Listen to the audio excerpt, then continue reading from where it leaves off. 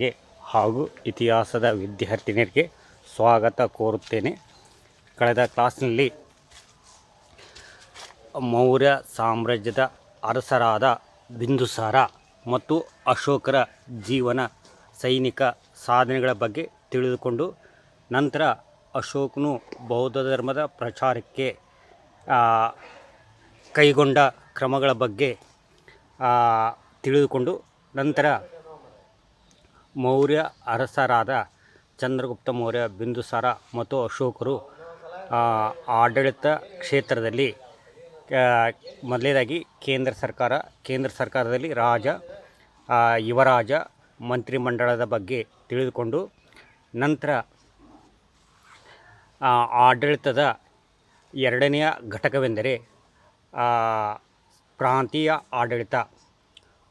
ಮೌರ್ಯ ಅರಸರ ಕಾಲದಲ್ಲಿ ಕಾಶಿ, ಮಥುರಾ, ಉಜ್ಜಯಿನಿ, ಮಿಥಿಲಾ, ಮಾಳ್ವ, ಪಾಟ್ಲಿಪುತ್ರ ಇವುಗಳು ಆಗಿನ ಕಾಲದ ಪ್ರಮುಖ ಪ್ರಾಂತಗಳಾಗಿದ್ದವು.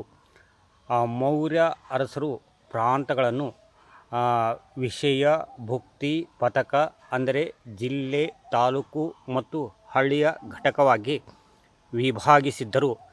ಆಯಾ ಘಟಕದ ಅಧಿಕಾರಿಗಳು ತಮ್ಮ ಕಾರ್ಯಗಳನ್ನು ಸಮರ್ಥವಾಗಿ ನಿರ್ವಹಿಸಬೇಕಾಗುತ್ತಿತ್ತು.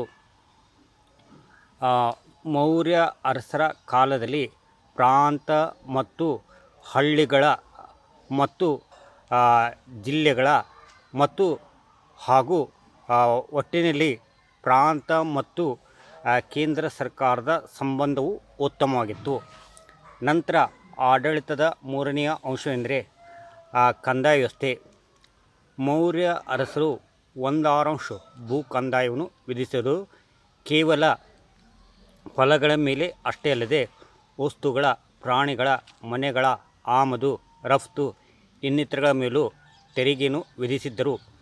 ಮೌರ್ಯ ಅರಸರ ಕಾಲದಲ್ಲಿ ಬರಗಾಲ, ಭೂಕಂಪ, ನೈಸರ್ಗಿಕ ವಿಕೋಪ ಇಂತಹ ಪರಿಸ್ಥಿತಿಗಳು ಕಂಡುಬಂದರೆ ಆ ಪ್ರದೇಶದ ಅಧಿಕಾರಿಗಳ ವರದಿಯ ಆಧಾರದ ಮೇಲೆ ತೆರಿಗೆಯಲ್ಲಿ ವಿನಾಯಿತಿ ನೀಡಲಾಗುತ್ತಿತ್ತು. ಮೌರ್ಯ ಅರಸರ ಕಾಲದಲ್ಲಿ ಜನರು ಸರ್ಕಾರಕ್ಕೆ ತೆರಿಗೆಯನ್ನು ಹಣದ ರೂಪದಲ್ಲಿ ಇಲ್ಲವೇ ಧಾನ್ಯದ ರೂಪದಲ್ಲಿ ಕಟ್ಟಬಹುದಿತ್ತು. ನಂತರ ಆಡಳಿತದ ನಾಲ್ಕನೇ ಅಂಶವೇನೆಂದರೆ ಸೈನ್ಯ ವ್ಯವಸ್ಥೆ. ಮೌರ್ಯ ಅರಸರು ಸುಮಾರು 4 ಲಕ್ಷ ಕಾಲ್ದಳ, 2 ಲಕ್ಷ ಅಶ್ವದಳ, 10,000 ಗಜದಳ ಮತ್ತು ಬಲಿಷ್ಠವಾದ ಫಿರಂಗಿ ಪಡೆಯನ್ನು ಹೊಂದಿದ್ದರು. ಮೌರ್ಯ ಅರಸರು ಸೈನಿಕರಿಗೆ ಕಾಲಕಾಲಕ್ಕೆ ವೇತನ ಮತ್ತು ಸೈನಿಕ ತರಬೇತಿಗಳನ್ನು ನೀಡುತ್ತಿದ್ದರು. ಮೌರ್ಯ ಅರಸರ ಕಾಲದಲ್ಲಿ ಸೈನಿಕರು ಯುದ್ಧರಂಗದಲ್ಲಿ ಗಾಯಗೊಂಡರೆ ಇಲ್ಲವೇ ಯುದ್ಧರಂಗದಲ್ಲಿ ಮರಣವನ್ನು ಹೊಂದಿದರೆ ಆಗ ಮೌರ್ಯ ಅರಸರು ಇನ್ನೂ ಹಲವಾರು ಸಂದರ್ಭಗಳಲ್ಲಿ ಸೈನ್ಯದ ಮುಖ್ಯಸ್ಥರು ಆ ಕುಟುಂಬಕ್ಕೆ ಹೋಗಿ ಸಮಾಧಾನ ಹೇಳಿ ಸರ್ಕಾರದಿಂದ ಪರಿಹಾರವನ್ನು ನೀಡುತ್ತಿದ್ದರು. ಮೌರ್ಯ ಅರಸರು ಬಲಿಷ್ಠವಾದ ಸೈನ್ಯವನ್ನು ಹೊಂದಿದ್ದರಿಂದಲೇ ಹಲವು ರಾಜ್ಯಗಳನ್ನು, ಪ್ರದೇಶಗಳನ್ನು ಗೆದ್ದುಕೊಳ್ಳಲು ಸಾಧ್ಯವಾಗಿತ್ತು. ನಂತರ ಆಡಳಿತದ ಐದನೆಯ ಅಂಶವೆಂದರೆ ನಗರ ಆಡಳಿತ. ಮೌರ್ಯ ಅರಸರ ಕಾಲದಲ್ಲಿ ಕಾಶಿ, ಮಥುರಾ, ಉಜ್ಜಯಿನಿ, ಅಯೋಧ್ಯ, ಪಾಟ್ಲಿಪುತ್ರ, ತೋಸಲ ಇವುಗಳು ಆಗಿನ ಪ್ರಮುಖ ನಗರಗಳಾಗಿದ್ದವು. ಮೌರ್ಯ ಅರಸರು ನಗರಗಳನ್ನು ನೋಡಿಕೊಳ್ಳಲು ನಗರದ ಅಧಿಕಾರಿಗಳನ್ನು ನೇಮಕ ಮಾಡಿದರು. ನಗರದ ಅಧಿಕಾರಿಗಳು ನಗರಕ್ಕೆ ಬೇಕಾದ ಎಲ್ಲ ರೀತಿಯ ಸೌಲಭ್ಯಗಳನ್ನು ಒದಗಿಸುತ್ತಿದ್ದರು. ಮೌರ್ಯ ಅರಸರು ನಗರದ ಅಭಿವೃದ್ಧಿಗಾಗಿ ಅಥವಾ ನಗರ ಆಡಳಿತದ ಅಭಿವೃದ್ಧಿಗಾಗಿ ಹಲವು ಕ್ರಮಗಳನ್ನು ಕೈಗೊಂಡು ನಗರದ ಅಭಿವೃದ್ಧಿಗೆ ಶ್ರಮಿಸಿದರು. ನಂತರ ಆಡಳಿತದ ಆರನೆಯ ಅಂಶವೇನೆಂದರೆ ಗ್ರಾಮಾಡಳಿತ. ಮೌರ್ಯ ಅರಸರ ಕಾಲದಲ್ಲಿ ಪಟ್ಟಣ, ನಗರ, ಜಿಲ್ಲೆ ತಾಲೂಕು ಮತ್ತು ಕೊನೆಯ ಘಟಕವೆಂದರೆ ಹಳ್ಳಿ. ಮೌರ್ಯ ಅರಸರು ಗ್ರಾಮಕ್ಕೆ ಬೇಕಾದ ಎಲ್ಲ ರೀತಿಯ ಸವಲತ್ತುಗಳನ್ನು ಒದಗಿಸಿದರು. ನ ಹಳ್ಳಿಗಳನ್ನು ನೋಡಿಕೊಳ್ಳಲು ಶಾನುಭೋಗ, ಕುಲಕರ್ಣಿ,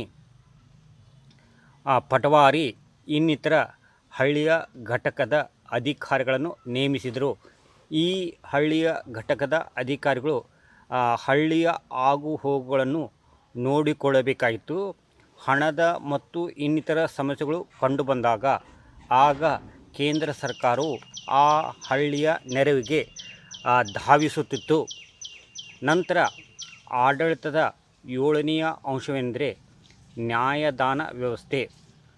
ಮೌರ್ಯ ಅರಸರ ಕಾಲದಲ್ಲಿ ಹಳ್ಳಿ, ತಾಲೂಕು, ಜಿಲ್ಲೆ, ಪ್ರಾಂತೀಯ ಆಯಾ ಘಟಕದ ನ್ಯಾಯಾಧೀಶರು ಸಮಸ್ಯೆಗಳನ್ನು ಅಥವಾ ಜಗಳಗಳನ್ನು ಬಗೆಹರಿಸಬೇಕಿತ್ತು.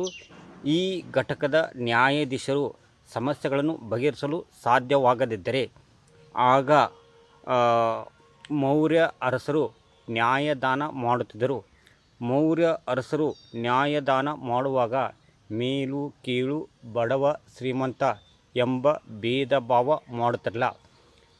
ಮೌರ್ಯ ಅರಸರ ಕಾಲದಲ್ಲಿ ಅಪರಾಧಿಗಳು ಸಣ್ಣ ಪುಟ್ಟ ತಪ್ಪುಗಳನ್ನು ಮಾಡಿದರೆ ಬರೆ ಹಾಕುವುದು, ದಂಡ ವಿಧಿಸುವುದು, ಕೆಲವು ತಿಂಗಳ, ಕೆಲವು ವರ್ಷಗಳವರೆಗೆ ಜೈಲಿನ ಶಿಕ್ಷೆಯನ್ನು ವಿಧಿಸಲಾಗುತ್ತಿತ್ತು. ಯಾರನ್ನಾದರೂ ಕೊಲೆಯನ್ನು ಮಾಡಿದರೆ, ರಾಜದ್ರೋಹದ ಕೆಲಸವನ್ನು ಎಸಗಿದರೆ ಅಂತಹ ಅಪರಾಧಿಗಳಿಗೆ ಮರಣದಂಡನೆ ಇಲ್ಲವೇ ಗಡೀಪಾರು ಶಿಕ್ಷೆ ಅಥವಾ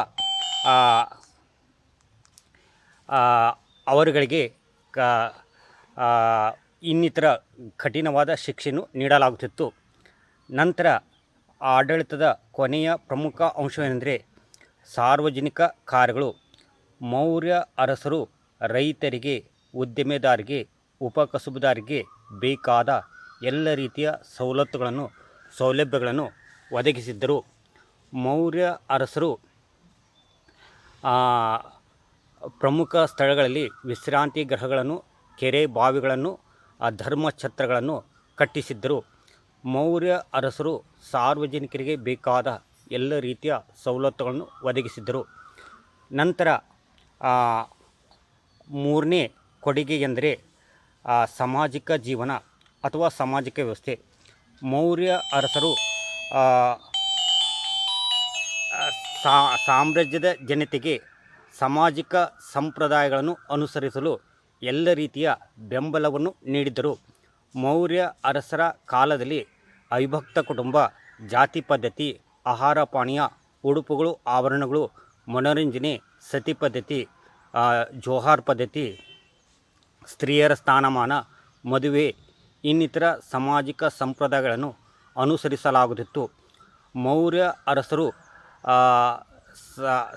ಜನರಿಗೆ ಸಾಮಾಜಿಕ ಸಂಪ್ರದಾಯಗಳನ್ನು ಅನುಸರಿಸಲು ಎಲ್ಲ ರೀತಿಯ ಬೆಂಬಲವನ್ನು ನೀಡಿದರು. ನಂತರ 3ನೇ ಕೊಡುಗೆ ಎಂದರೆ ಆರ್ಥಿಕ ಜೀವನ. ಮೌರ್ಯ ಅರಸರ ಕಾಲದಲ್ಲಿ ಜನರ ಮುಖ್ಯ ಉದ್ಯೋಗ ಭೂ ವ್ಯವಸಾಯವಾಗಿತ್ತು. ಮೌರ್ಯ ಅರಸರು ರೈತರಿಗೆ ಬೇಕಾದ ಎಲ್ಲ ರೀತಿಯ ಸವಲತ್ತುಗಳನ್ನು, ಸೌಲಭ್ಯಗಳನ್ನು ಒದಗಿಸಿದ್ದರು. ಆ ಕಾರಣಕ್ಕಾಗಿ ರೈತರು ತಮ್ಮ ಹೊಲಗಳಲ್ಲಿ ಜೋಳ, ಗೋಧಿ, ಬಾರ್ಲಿ, ತರಕಾರಿ ಮತ್ತು ಹಣ್ಣುಗಳನ್ನು ಬೆಳೆಯುತ್ತಿದ್ದರು. ಮೌರ್ಯ ಅರಸರು ಪ್ರಮುಖ ಸ್ಥಳಗಳಲ್ಲಿ ಕೆರೆ ಬಾವಿಗಳನ್ನು ಕಟ್ಟಿಸಿ ರೈತರಿಗೆ ನೀರಾವರಿ ಸೌಲಭ್ಯವನ್ನು ಒದಗಿಸಿದ್ದರು. ನಂತರ ಉದ್ಯಮಿಗಳು. ಮೌರ್ಯ ಅರಸರ ಕಾಲದಲ್ಲಿ ನೇಕಾರಿಕೆ, ಕಂಬಾರಿಕೆ, ಚಂಬಾರಿಕೆ, ಲೋಹಗಾರಿಕೆ, ತಾಮ್ರಗಾರಿಕೆ ಇವುಗಳು ಆಗಿನ ಕಾಲದ ಉದ್ದಿಮೆ ಮತ್ತು ಉಪಕಸುಬುಗಳಾಗಿದ್ದವು. ಈ ಉದ್ದಿಮೆ ಉಪಕಸುಬುದಾರರಿಗೆ ಬೇಕಾದ ಎಲ್ಲ ರೀತಿಯ ಸವಲತ್ತುಗಳನ್ನು ಮೌರ್ಯ ಅರಸರು ಒದಗಿಸಿದ್ದರು. ನಂತರ ಆರ್ಥಿಕ ಜೀವನದ 3ನೇ ಅಂಶವೆಂದರೆ ವ್ಯಾಪಾರ. ಮೌರ್ಯ ಅರಸರು ಸ್ವದೇಶದೊಂದಿಗೆ ಮತ್ತು ವಿದೇಶದೊಂದಿಗೆ ವ್ಯಾಪಾರ ಸಂಪರ್ಕವನ್ನು ಸಾಧಿಸಿದ್ದರು. ಮೌರ್ಯ ಅರಸರು ಸ್ವದೇಶದೊಂದಿಗೆ ಎತ್ತಿನ ಬಂಡಿ ಮತ್ತು ಕುದುರೆಗಳ ಮೂಲಕ ಸರಕುಗಳನ್ನು ಅಥವಾ ದವಸ ಧಾನ್ಯಗಳನ್ನು ಸಾಗಿಸಲಾಗುತ್ತಿತ್ತು. ಪರದೇಶದೊಂದಿಗೆ ಅಂದರೆ ಚೀನಾ, ಕಾಂಬೋಡಿಯಾ ಜಾವಾ, ಸುಮಾತ್ರಾ ಇನ್ನಿತರ ದೇಶಗಳೊಂದಿಗೆ ಹಡಗಿನ ಮೂಲಕ ಹೆಚ್ಚಾದ ಬೆಳೆಗಳನ್ನು ರಫ್ತು ಮಾಡಲಾಗುತ್ತಿತ್ತು. ಅದೇ ರೀತಿಯಾಗಿ ಪರದೇಶದಿಂದ ಕುದುರೆಗಳನ್ನು, ಚೀನಿ ಪಿಂಗಾಣಗಳನ್ನು, ಗಾಜುಗಳನ್ನು ಆಮದು ಮಾಡಿಕೊಳ್ಳಲಾಗುತ್ತಿತ್ತು. ನಂತರ ಮೂರನೇ ಕೊಡುಗೆ ಅಂದರೆ ಧಾರ್ಮಿಕ ಜೀವನ. ಮೌರ್ಯ ಅರಸರು ಸಾಮ್ರಾಜ್ಯದ ಹಿಂದೂ, ಬೌದ್ಧ, ಜೈನ ಎಲ್ಲ ಧರ್ಮೀಯರಿಗೂ ಎಲ್ಲ ರೀತಿಯ ಸ್ವಾತಂತ್ರ್ಯ ನೀಡಿದ್ದರು. ಮೌರ್ಯ ಅರಸರು ಹಿಂದೂಗಳಿಗೆ ದೇವಸ್ಥಾನಗಳನ್ನು ಕಟ್ಟಿಸಲು ಎಲ್ಲ ರೀತಿಯ ಅನುಮತಿ ನೀಡಿದರು. ಅದೇ ರೀತಿಯಾಗಿ ಬೌದ್ಧರಿಗೆ ವಿಹಾರಗಳನ್ನು ಕಟ್ಟಿಸಲು ಎಲ್ಲ ರೀತಿಯ ಅನುಮತಿಯನ್ನು ನೀಡಿದರು. ಅದೇ ರೀತಿಯಾಗಿ ಜೈನರಿಗೆ ಬಸದಿಗಳನ್ನು ಕಟ್ಟಿಸಲು ಎಲ್ಲ ರೀತಿಯ ಅನುಮತಿಯನ್ನು ನೀಡಿದರು. ಮೌರ್ಯ ಅರಸರ ಕಾಲದಲ್ಲಿ ಹಿಂದೂ, ಬೌದ್ಧ, ಜೈನ ಎಲ್ಲ ಧರ್ಮೀಯರು ಸುಖ, ಶಾಂತಿ, ನೆಮ್ಮದಿಯಿಂದ ಜೀವನವನ್ನು ಸಾಗಿಸಿದ್ದರು. ನಂತರ 5ನೇ ಕೊಡುಗೆ ಅಂದರೆ ಸಾಹಿತ್ಯ. ಮೌರ್ಯ ಅರಸರ ಸಾಮ್ರಾಜ್ಯದ ಎಲ್ಲ ಸಾಹಿತ್ಯಗಾರರನ್ನು ಪೋಷಿಸಿ ಬೆಳೆಸಿದರು. ಅವರಲ್ಲಿ ಪ್ರಮುಖರಾದವರೆಂದರೆ ಕೌಟಿಲ್ಯನಿಗೆ ವಿಷ್ಣುಗೋಪ ಮತ್ತು ಚಾಣಕ್ಯ ಎಂಬ ಹೆಸರುಗಳು ಇರಲಾಗಿ ಕೌಟಿಲ್ಯನು ಅರ್ಥಶಾಸ್ತ್ರ ಗ್ರಂಥವನ್ನು ಬರೆದನು.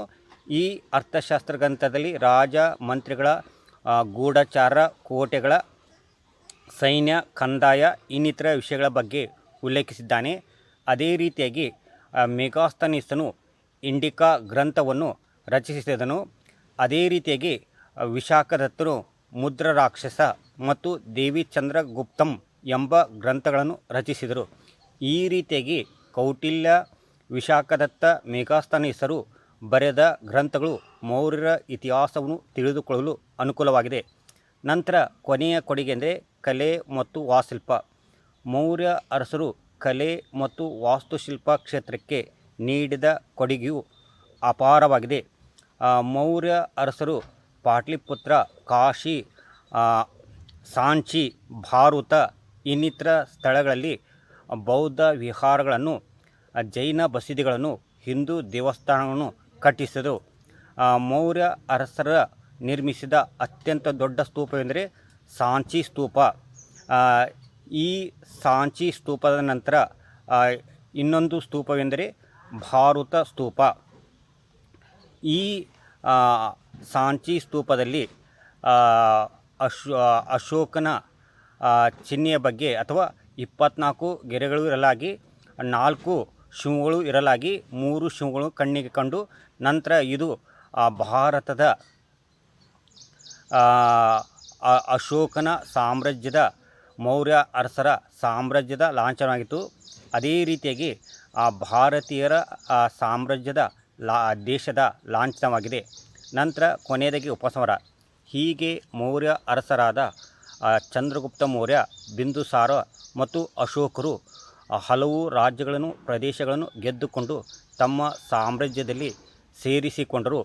ಮೌರ್ಯ ಅರಸರು ಕೇವಲ ಸೈನಿಕ ಸಾಧನೆಗಳಿಗೆ ಅಷ್ಟೇ ಅಲ್ಲದೆ ಮೌರ್ಯ ಅರಸರು ತಮ್ಮ ಸಾಮ್ರಾಜ್ಯಕ್ಕೆ ಆಡಳಿತ, ಸಾಮಾಜಿಕ, ಆರ್ಥಿಕ, ಧಾರ್ಮಿಕ, ಸಾಹಿತ್ಯ, ಶಿಕ್ಷಣ, ಕಲೆ, ವಾಸ್ತುಶಿಲ್ಪರಂಗಗಳಿಗೆ ಕೊಡುಗೆಯನ್ನು ನೀಡಿದ್ದಾರೆ. ಪಾಟಲಿಪುತ್ರವು ಮೌರ್ಯ ಅರಸರ ರಾಜಧಾನಿಯಾಗಿತ್ತು. ನಾಳೆ ಕ್ಲಾಸ್ನಲ್ಲಿ ಗುಪ್ತ ಸಾಮ್ರಾಜ್ಯದ ಬಗ್ಗೆ ಬೋಧಿಸಲಾಗುವುದು. ಧನ್ಯವಾದಗಳು.